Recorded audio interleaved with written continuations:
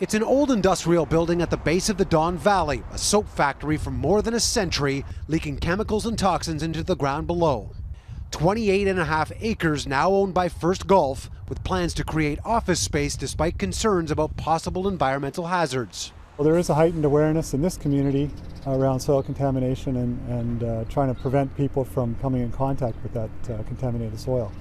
Another 80 acres are already being developed in the West Don Lands for the Pan Am Games Athletes Village by 2015. A new neighborhood that will eventually be home to thousands, which is why companies creating that space are taking care.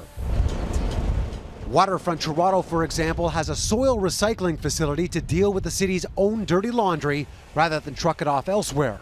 We're reducing truck traffic, damage to roads, greenhouse gas emissions, carbon emissions substantially.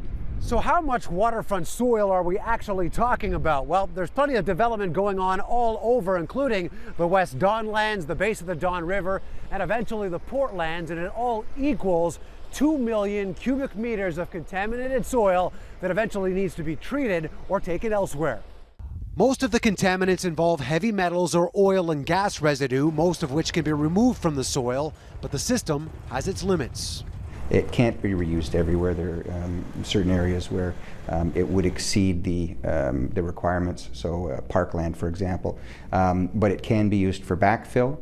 Leaving those in the lower Don Lands watching closely and making sure the dirt is handled properly before anyone moves in. You have to deal with the fact that the soil is contaminated. There can never be residential on any of those properties until the soil has been cleaned. Mark McAllister, Global News.